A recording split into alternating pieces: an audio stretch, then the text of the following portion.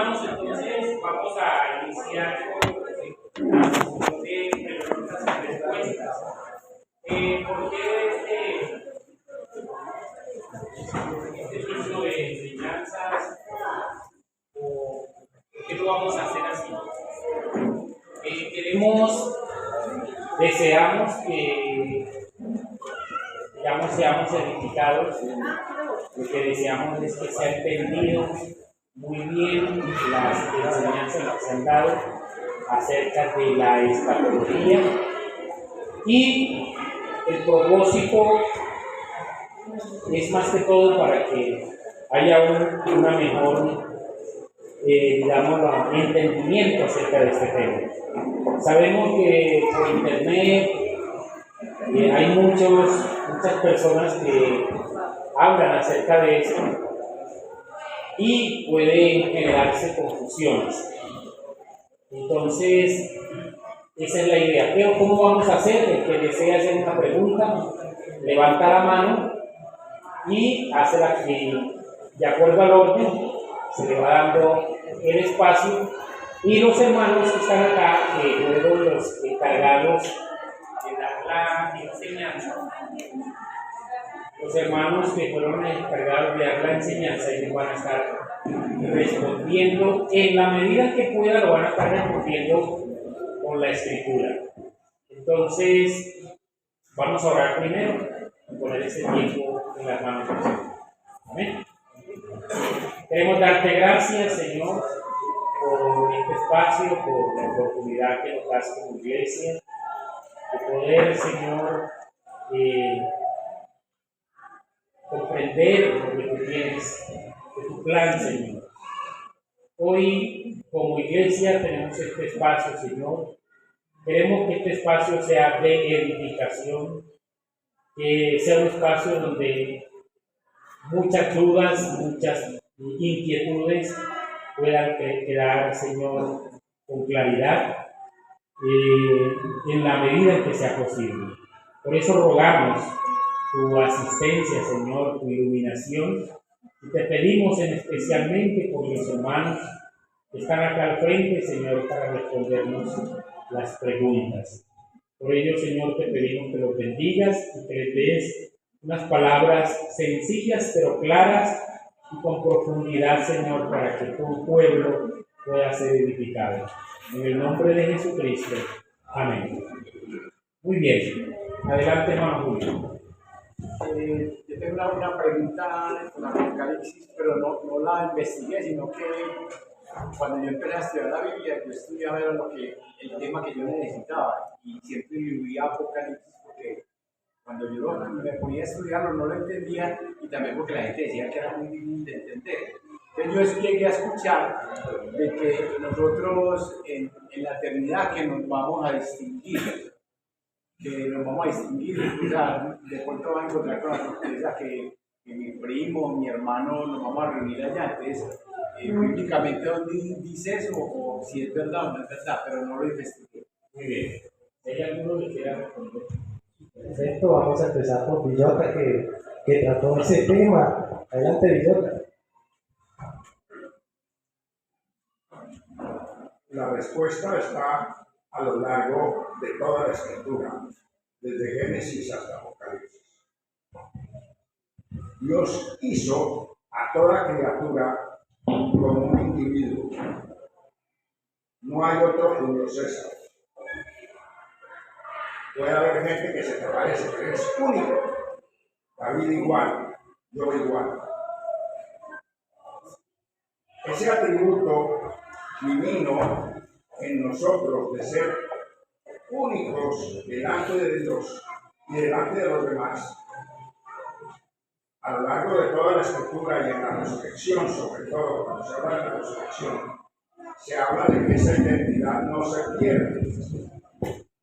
Job, en el momento más bravo de su vida, recibe iluminación del Espíritu Santo y dice que con estos mis ojos veré a mi Redentor que vive. De esa manera, Job está afirmando que cuando él resucite, será el mismo Job, negando la posibilidad de transmigración de almas y de reencarnaciones sucesivas. Es el mismo Job que en la resurrección va a ver a su Salvador. Entonces, esa identidad individual todo indica que no se pierde, no se pierde. Entonces, creo que esa es la respuesta que estás esperando. Entonces, tú a tus hijos los vas a distinguir, porque ni tú ni ellos pierden la identidad individual. Quiero decirles dos cosas. Una es que estoy asustado con sus preguntas. Y dos, vamos a leer Primera de Juan, capítulo 3, versículo 2. Quizás eso nos arroje un poco de luz sobre la pregunta que tiene el hermano. Ustedes todos usan Reina Valera, ¿cierto? Primera de Juan, capítulo 3, versículo 2. En la versión que tengo aquí dice: queridos hermanos, nosotros ya somos hijos de Dios, y aunque todavía somos como y aunque todavía no sabemos cómo seremos en el futuro, eso dice el escritor, no sabemos cómo seremos en el futuro, sí sabemos que cuando Jesucristo aparezca otra vez, nos pareceremos a Él, porque lo veremos como Él es en realidad. Lo que el texto afirma en mi versión es que seremos como Cristo, y cuando Jesús resucitó, los discípulos lo identificaron. Y si seremos como Jesús, es probable que nos vamos a identificar. Perfecto. Primera parte. Ahorita tiene también, sobre eso quiero también, pues, no te doy una cita exacta que diga o que afirme lo que usted nos preguntaba o que quería investigar. También hay otro pasaje en Mateo 17. Y ya le dice en Mateo 17:1, 6 días después Jesús tomó a Pedro, a Jacobo, a Juan y su hermano y los llevó aparte a un monte alto y se transfiguró delante de ellos. Y resplandeció su rostro como el sol y sus vestidos se hicieron blancos como la luz. Y aquí le aparecieron Moisés y Elías. Estos dos ya estaban muertos. Así es. Pero la Biblia aquí los llama con un nombre personal. Se identifica a dos sujetos que históricamente existieron. Dice, entonces Pedro dijo a Jesús: Señor, bueno es para nosotros que estemos aquí. Si quieres, hagamos aquí 3 enramadas, una para ti, otra para Moisés y otra para Elías. Estos textos nos permiten entender que las personas que han fallecido conservan su identidad personal. Igualmente nosotros también, cuando necesitemos, Serenizo, Carolina, Sebastián, no sé si nos encontraremos allá porque eso me parece brillante, pero si nos llegamos a ver, creo que podremos identificarnos por lo que la vida de Dios nos muestra. Bueno, muy bien. Vamos a pasar a otra pregunta porque el tiempo se nos viene encima. La hermana Araceli tiene una pregunta. Usted nos había comentado sobre el arrebatamiento, ¿cierto? Pero usted nos había comentado sobre el arrebatamiento y nosotros quedamos confundidos. Entonces yo quisiera que me explicara en sí cuál es el arrebatamiento. Bueno, a mí no me tocó el tema del rapto, no me tocó, pero bueno. Manuel Ibáñez nos habló del rapto. Y David nos habló de la segunda venida de Cristo. Nos hizo un paralelo que diferenciaba eso. Pero vamos a ir a la primera de Tesalonicenses, capítulo 4.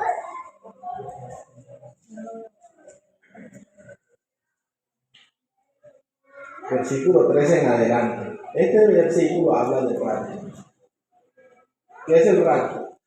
Es el momento en que la iglesia, o sea, los creyentes, son tomados por Cristo. De aquí de la tierra los que están vivos y los que están muertos son resucitados para ir con Él al cielo. Y dice el Señor aquí, tampoco, del 13 en adelante, 1 Tesalonicenses 4, 13 en adelante, tampoco queremos, hermanos, que ignoréis acerca de los que duermen, para que no os entristezcáis como los otros que no tienen esperanza. Porque si creemos que Jesús murió y resucitó, así también traerá Dios con Jesús a los que durmieron en Él, por lo cual os decimos esto en palabras del Señor.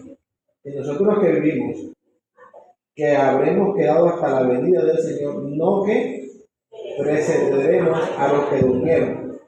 Porque el Señor mismo con voz de mando, con voz de arcángel y con trompeta de Dios descenderá del cielo. Los muertos en Cristo que luego los que vivimos, los que ya hemos quedado, seremos que arrebatados. Esa palabra arrebatados ahí es la que específicamente se habla de rapto. Seremos arrebatados juntamente con quienes, con ellos, con los que están durmiendo. Y así estaremos siempre con el Señor. Entonces el rapto tiene que ver con el evento en donde la iglesia, los que están vivos, son llevados al cielo y los que están muertos son resucitados. Miren lo que decía Santiago y Edison. Esos cuerpos que están ahí en el polvo serán que resucitados, serán resucitados. Entonces no es que Dios va a tomar otro barro y va a hacerlo nuevo, no. Ese que murió allí va otra vez resucitarlo. El cuerpo es lo único que la Biblia refiere como algo que resucita, porque la parte material de nosotros nunca desaparece. Entonces, ese es como el rapto, sí se entendió. Bueno, muy bien. Yo llevo aquí un orden. No, quisiera que para responder bien esa pregunta hay que entender por qué hay un rapto y por qué hay una segunda venida. Porque a veces es la confusión. El rapto es porque hay promesas múltiples en la Escritura de que la iglesia no padecerá la ira del Señor. Porque es su esposa, es su novia, es su prometida. Y un Dios justo y santo no puede someter a su prometida con la que se va a casar a la tribulación.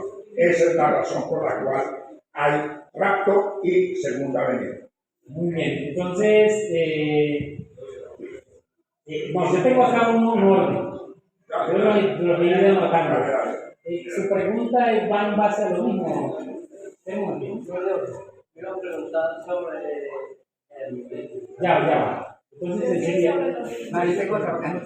Pues ya no me inquietud de que nosotros vivos subimos, pero los que están vivos los pasan, pero ¿cómo subimos? Bueno, dejemos la oportunidad de algo que le responda a Quiero él. responder sobre el rapto, la diferencia entre la vida y el rapto.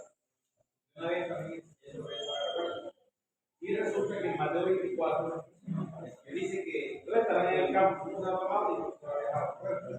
Y menciona Noé, será como en los días de Noé. ¿Qué pasó en los días de Noé? Hubo que un juicio, ¿cierto? Ahí en Mateo, cuando el que será tomado para juicio. Y ha dejado que la ley lo que hay una diferencia. Porque en Mateo 24 es para la gran tribulación. Hermanos, perdón que les interrumpa. Pero quiero responder al hermano que es una pregunta muy puntual. Igual, creo que debemos seguir ese orden, porque si no nos saltamos y brincamos de un tema. Estamos hablando de rapto hasta ahora. Ya nos quedó claro. Además, es una pregunta. Entonces, los que estamos vivos en el rapto, ¿cómo será? Bueno, leamos ahí, primera Tesalonicenses, capítulo 4. Ahí lo estábamos leyendo desde. Entonces, versículo 13 en adelante, el 17 nos dice. Como este cuerpo que tenemos no puede entrar al cielo, ¿por qué, hermano?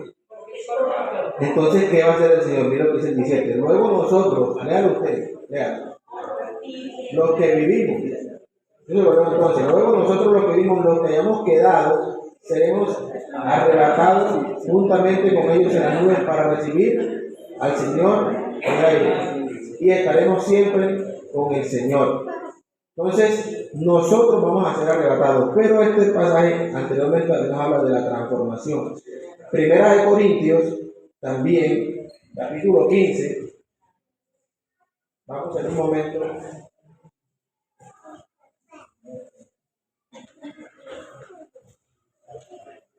La resurrección de los muertos. Es un título que ponen ahí, aunque eso no es parte de la Biblia, pero 15 dice, porque esta es la pregunta que usted tiene, entonces Pablo la responde aquí. 1 Corintios 15. Además os declaro, hermanos, el evangelio que os he predicado, el cual también recibisteis, el cual también perseveráis, por el cual asimismo, si retenéis la palabra que os he predicado, sois salvos, si no creísteis en vano. Porque primeramente os he enseñado lo que asimismo recibí, que Cristo murió por nuestros pecados conforme a la Escritura, y que fue sepultado y que resucitó al tercer día conforme a las Escrituras y que apareció a Cefas y después a los 12. Después apareció a más de 500 hermanos a la vez, de los cuales muchos viven aún y otros duermen. Vamos a saltarnos hasta adelantemos, hasta 51, está bien. He aquí os digo un misterio. No todos dormiremos, pero todos seremos ¿qué? Entonces los que no estén muertos van a ser ¿qué? Transformados. Este cuerpo va a sufrir una transformación. Ya esa parte sí no la sé. Pero la Biblia dice que será transformado. Y ya este cuerpo, siendo el mismo, tendrá otra naturaleza, otra dimensión, otras capacidades físicas, como las que tuvo el cuerpo del Señor Jesucristo cuando resucitó. Muy bien, entonces vamos a continuar. Y viene una nueva pregunta, la hermana Amparo.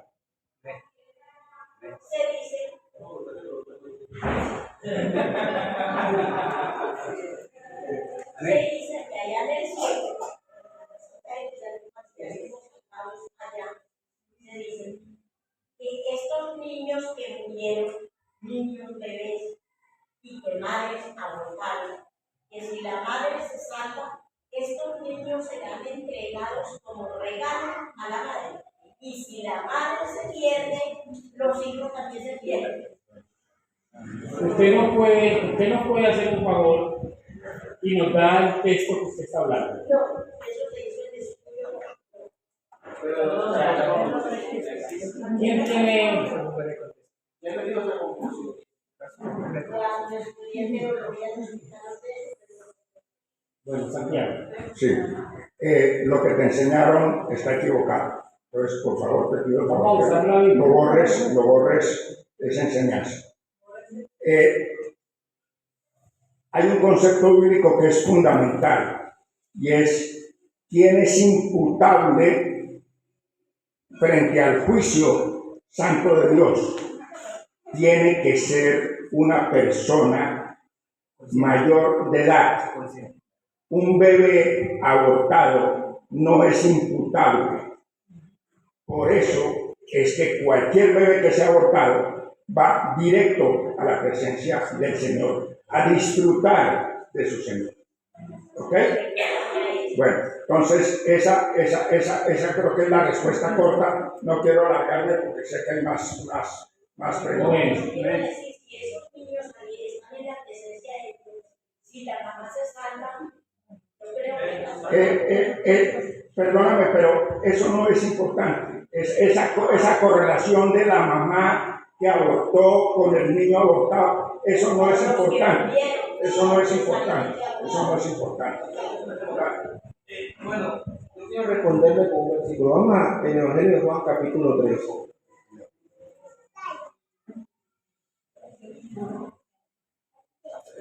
Sí, Evangelio de Juan, capítulo 3. Eso lo saben ustedes mucho. Juan, capítulo 3. Ustedes recuerdan ese conversación del Señor Jesucristo con Nicodemo, ¿cierto? Y dice el versículo 16: porque de tal manera amó Dios al mundo que ha dado a su Hijo unigénito, para que todo aquel que en él cree no se pierda, mas tenga vida eterna. Porque no envió Dios a su Hijo al mundo para condenar al mundo, sino para que el mundo sea salvo por él. El que en él cree no es condenado, pero el que no cree ya ha sido condenado, porque no ha creído en el nombre del unigénito Hijo de Dios. Creo que es cierto. Primera pregunta a la mamá: ¿qué pasa? Si ella te es salva, pero esa persona es individual. Ya. La Biblia no habla en ninguna parte, como le dijo Santiago, de que los niños se entregarán a la mamá y eso, porque en la eternidad no tenemos ese concepto de familia. Recuerden que el Señor Jesucristo dijo que en la eternidad ya no se darán en casamiento, ¿cierto?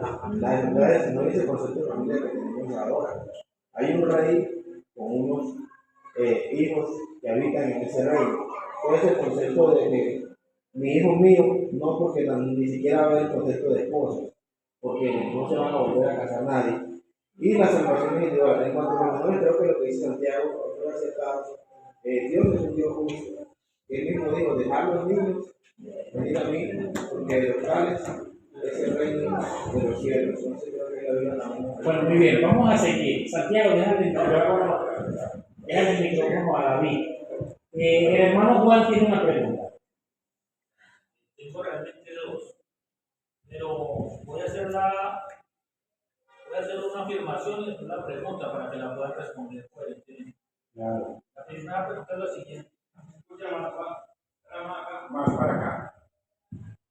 Siendo que en el lago de fuego, cuando ya se produce el juicio y se ejecuta, Dios es amor, es justicia, tiene muchos elementos de su carácter. ¿Habrá amor en el tema del juicio para las personas que estén en el lago de fuego? ¿Habrá amor de parte de Dios? ¿Se ejecutará amor o estará presente ese carácter de Él ahí? Y la segunda pregunta es la siguiente. El doctor Arceus Sproul dice que cuando estemos en la eternidad con el Señor, no vamos a tener un vínculo de familia para poder estar sujetos a una tristeza de si yo estoy en el cielo, pero mi hijo está padeciendo el haberse desviado y el haber optado por no creer en el Señor en el lago de fuego o en el juicio. Hay creyentes que se asustan con eso. Digamos, también creo que la pregunta que acaba de decir una hermana es por ese vínculo familiar. Entonces la pregunta es, si así fuere, ¿qué piensan los panelistas sobre el tema de que estando con el Señor, cómo se manejaría ese tema de que yo estoy aquí con el Señor?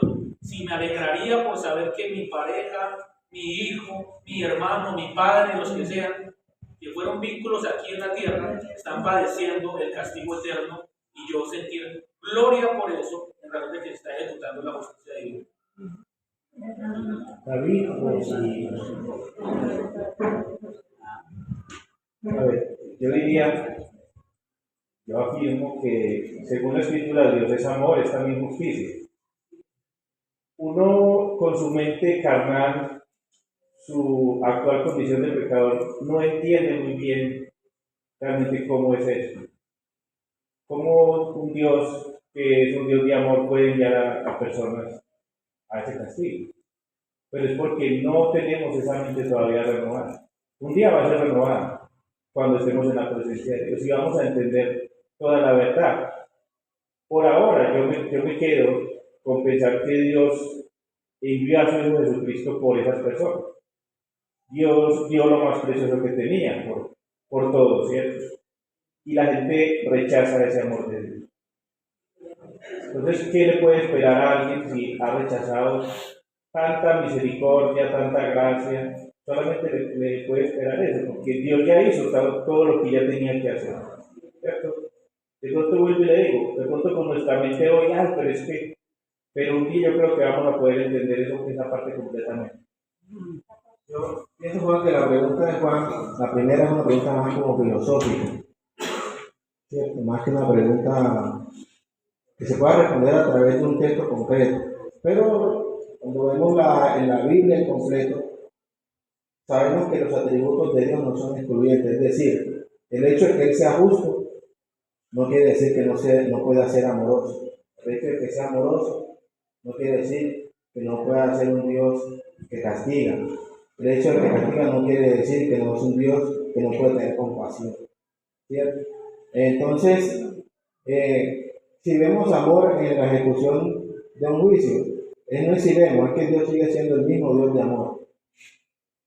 Y por ese amor envió a su Hijo, pero ese Dios también es un Dios justo que tiene que castigar al pecador. Yo le voy a parar a Santiago. En cuanto a la segunda pregunta, lo que tengo para decir es que si tendremos, lo que dice Sproul, si tendremos ese vínculo familiar como para que sintamos dolor porque nuestro hijo se condenó, no. Realmente yo no lo sé, ni podría decirlo. La Biblia dice en Apocalipsis 21 que ya no habrá llanto ni dolor. Yo asumo esa verdad. No hay llanto ni dolor, o sea, no hay remordimiento, no hay tristeza, porque todos esos sentimientos negativos son producto del pecado. El Apocalipsis 21 dice que eso no habrá ya. Primera premisa. Y lo último, ahora, Lucas 16 nos da una idea también de algo importante, del 19 en adelante. Dice, había un hombre rico que se vestía de púrpura y de lino fino y hacía cada día banquete con esplendidez. Había también un mendigo llamado Lázaro que estaba echado en la puerta de aquel lleno de llagas y ansiaba saciarse de las migajas que caían de la mesa del rico, y aún los perros venían y lamían las llagas. Aconteció que murió el mendigo y fue llevado por los ángeles al seno de Abraham, y murió también el rico y fue sepultado. Y en el aire alzó sus ojos, estando en tormentos, y vio de lejos a Abraham y a Lázaro en su seno. Otra vez aquí vemos nombres personales. Entonces él dando voces dijo: Padre Abraham, ten misericordia de mí, y envía a Lázaro para que moje la punta de su dedo en agua y refresque mi lengua, porque estoy atormentado en esta llama. Pero Abraham le dijo: Hijo, acuérdate que recibiste tus bienes en vida, y Lázaro también vale. Pero ahora este es consolado aquí y atormentado. Además de todo esto, un gran sima está puesto entre nosotros y vosotros, de manera que los que quisieren pasar de aquí a vosotros no pueden ni de allá pasar acá. Entonces le dije: Te ruego pues, Padre, que les envíes a la casa de mi padre, porque tengo 5 hermanos, para que les testifique, a fin de que no vengan ellos también a este lugar de tormento. Si vemos este pasaje, vemos que Abraham y Lázaro, lo que estaban diciendo Abraham, son gente que al parecer están en un lugar de tranquila paz. Pero este otro hombre, que estaba en el lugar de tormento, sí sentía remordimiento por las personas que estaban perdiendo. No sé, pero podría ir hilando a pensar en el infierno, los hijos de Dios salvos, ¿no? Como no van a tener dolor ni nada, no sé si recordaremos, si lo recordamos, eso no nos tendrá por qué producir dolor ni llanto, porque la Biblia lo dice. Pero los que estén en el infierno, que sean los malucos, sí van a sentir remordimiento porque no pudieron hacer el bien. Muy bien, Edison tiene una y dejamos aquí porque seguimos con. Yo quiero, para responder al hermano, mostrarle 2 citas bíblicas. Acompáñenme por favor a Isaías 65, versículo 17, por favor. Isaías 65, versículo 17. La Reina Valera dice: Porque aquí que yo crearé nuevos cielos y nueva tierra, y de lo primero no habrá más memoria, ni más vendrán al pensamiento. Y Apocalipsis 21:4, allí también leemos que dice algo muy interesante: enjuagará Dios toda lágrima de los ojos de ellos, y ya no habrá más muerte, ni habrá más llanto, ni clamor, ni dolor, porque las primeras cosas pasaron. Bueno, Isaías dice que se va a borrar, ¿qué? Y en Apocalipsis leemos que no va a haber dolor. Así que si un ser querido mío no está conmigo en el cielo, por la gracia de Dios, no voy a sentir ese dolor. Perfecto, ha ayudado eso a su pregunta. Sí, lo único que era decir que en alguna ocasión respecto a la primera pregunta, el hermano Guillermo Lobo le hizo la pregunta a mi suegro si Guillermo iba a ver amor, el carácter de amor de Dios ahí, y él no supo responder, pero después Guillermo le dijo: sí va a haber amor de Jehová por su propio nombre, que ejecuta el juicio. Muy bien, perfecto. Muy bien, entonces vamos, nuestro hermano Medardo, Juan la lista. Primero voy a. O sea, de pronto la gente entiende mal. Ellos hablando de Dios que tenemos el cuerpo del Señor, tenemos como Cristo. Amado. Tenemos semejante, dice la Reina Valera, creo que es la más acertada. El cuerpo del Señor es único, ¿cierto? Cada uno es único. No como para los que escuchen un mensaje, no. Tenemos semejante. ¿Ya? Otra cosa es, yo quiero que me digan la diferencia entre el juicio del gran trono blanco, porque dice que estarán grandes y pequeños. Vamos a ver cuáles serán esos pequeños que hablan, porque muchas personas entienden que son niños, ¿cierto? Quiero que expliquen la diferencia entre el juicio del gran trono blanco y el no juicio, sino yo diría el juicio del gran trono blanco y el tribunal de Cristo. ¿Por qué? Yo de pronto lo dejo ahí, que no saben esa diferencia. Muy bien, pero algo, pero algo que quiero decir, con lo primero que nuestro hermano estuvo hablando, lo que la Biblia enseña acerca del cuerpo. Filipenses capítulo 3, correcto, versículo 21 dice: el cual transformará el cuerpo de la humillación nuestra para que sea semejante al cuerpo de la gloria suya, por el poder con el cual puede crear también sujetar a sí mismo todas las cosas. Cuando se habla de que vamos a tener un cuerpo semejante, es decir, con las características que tenía el cuerpo del Señor. Esto lo pueden mirar con más claridad en 1 Corintios capítulo 15, cuando vayan ustedes, vean allí lo que es la gloria del cuerpo viejo, la humillación del cuerpo viejo y la gloria del nuevo cuerpo. Ahora vamos a responder la pregunta que nos Yo quiero contestar lo del tribunal, quiero que ustedes hablen por no hablar. El tribunal de Cristo ocurrirá mientras aquí están en la tribulación. Por lo tanto, el tribunal de Cristo es para su iglesia, es la que traslada. Lo primero que hay que entender.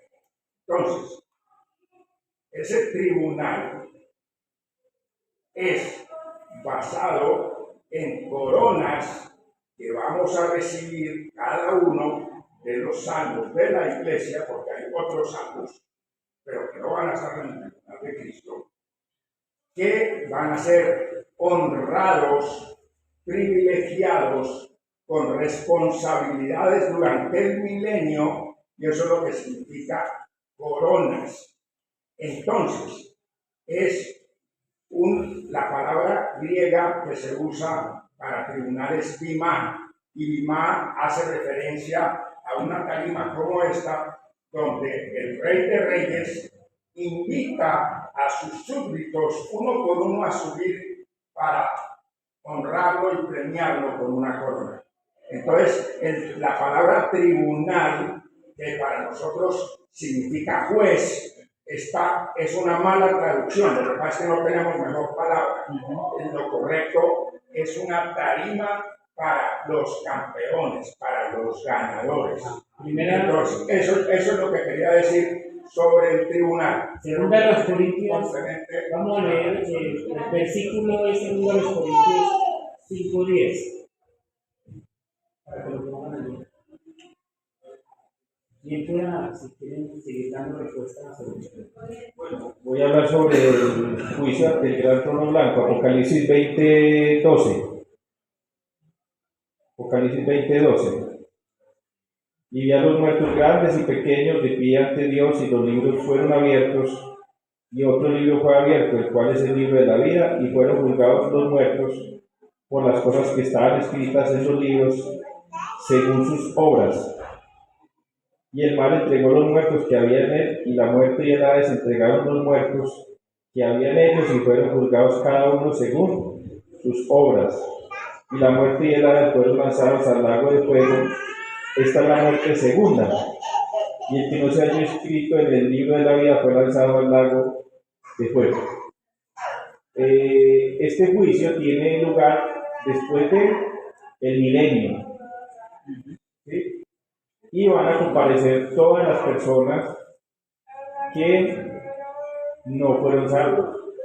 Van a comparecer allí, pero no es un juicio para determinar si van a un lugar u otro, sino que esas personas ya están condenadas, ¿cierto? Falta es ya que, o sea, están inicialmente, dice acá, en el lugar donde van los muertos. Allí habla de la muerte y el Hades.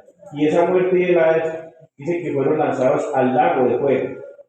Hoy las personas no están en el infierno, están en un lugar que se llama muerte, que se llama el Hades, y allí van a ser lanzados al lago de fuego, el lugar final. Eso es. Y lo que decía Medar fue que si son pequeños, o sea, no quiere decir personas menores ni nada, sino está hablando de todo el mundo, grandes, o sea, poderosos, humildes, pobres, ricos, todos van a comparecer ahí.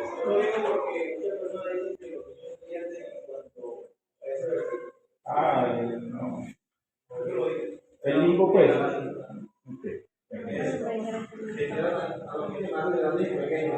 Si uno mira grandes y pequeños, normalmente son palabras que se usan para hablar de medida. cualquiera se viera por interpretar, todo lo que son páginas tan así. Entonces tenemos que ir a la Biblia y eso, ¿cierto? Y ahí, como decía David, esas dos palabras que distinguen más a los poderosos y a los que no son poderosos. O sea, a los que son de baja condición económica, ¿vale? O a los que han sido poderosos, como reyes y esas cosas. Bueno, muy bien, vamos a... Manuel, yo quería comentar algo más al respecto. La traducción del lenguaje actual dice: y vi que todos los que habían muerto, tanto los humildes como los poderosos, estaban de pie delante del trono. Humildes y poderosos, creo que es una buena traducción. Muy bien, depende de su estrato social, como llamamos nosotros ahora acá. Don Luis, por favor, pregunta. Don Luis. Sobre el gran milenio, que no lo entendí. No entiende qué es el milenio. No lo entendí bien. ¿Qué es el milenio y para qué es el milenio? Santiago, tienes 2 minutos para responder con claridad. El milenio arranca cuando termina la tribulación, que termina en la batalla de Armagedón, donde según Apocalipsis van a quedar tendidos en el campo de batalla 200 millones de soldados. Apocalipsis da la cifra. Listo. Entonces, empieza el milenio. Es aquí en la tierra, pero una tierra regenerada, como el paraíso antes del pecado. Una tierra espectacular. Y los que entren al milenio, que no seremos nosotros, sino otras personas, van a entrar en carne y hueso, pero ellos también van a ser regenerados. Van a poder vivir como Adán, 930, 960 años, van a durar el milenio. Entonces, ese es el milenio. ¿Cuándo termina el milenio? Cuando Satanás se ha soltado por un poco de tiempo para probar a aquellos que nacen durante el milenio. No para probar los que entraron al milenio, porque esos son regenerados y santificados. Pero estos van a tener hijos, y esos hijos tienen que ser probados en el ejercicio de su voluntad. Yo les voy a pedir un favor a los panelistas, que sean muy, o sea, los más sencillos, mucho mejor. Bueno, quisiera que Nilsson veas allí en Apocalipsis 20 y expliques. Espérense, vamos a ver la Biblia en Apocalipsis 20. La Biblia, la única parte que habla de 1000 años es en Apocalipsis, en ese pasaje. Entonces, vi un ángel, Apocalipsis 20, vi un ángel que descendía del cielo con la llave del abismo y una gran cadena en la mano. Y prendió, o sea, lo capturó, lo agarró y lo puso preso al dragón, la serpiente antigua, que es que Diablo, o Satanás, así se le llama, y lo ató por 1000 años, y lo arrojó al abismo, y lo encerró y puso su sello sobre él, para que no engañase más a las naciones, hasta que fuesen cumplidos 1000 años. Y después de esto debe ser desatado por un poco de tiempo. Entonces, hay muchas formas de explicar esto. Sabemos que el milenio, ¿qué son? 1000 años. Milenio, 1000 años. Son 1000 años. 1000 años en donde Satanás es ¿qué? Hermano Luis. ¿Qué le pasa a Satanás durante esos 1000 años? Es atado. Y es puesto preso. ¿Y qué pasa con el resto de la gente? Que está con el Señor Jesucristo en esta tierra reinando. Como ya Satanás no está, hay paz y hay tranquilidad en esta tierra. Muy bien. Sobre el milenio. Sí. Tenemos una duda. ¿Qué sobre el milenio? Los 1000 años son días como los que vivimos ahora. Sí. Bueno, hay varias. Sí. O sea, hay varias corrientes. Uno dice que 1000 años pueden ser muchos años, o no sabe cuánto, pero la Biblia, nosotros la estudiamos, que confiando claramente, como dice eso, tenemos que son 1000 años como un sello. Bueno, yo voy a pedir un favor a la audiencia de todos. Les voy a pedir el favor de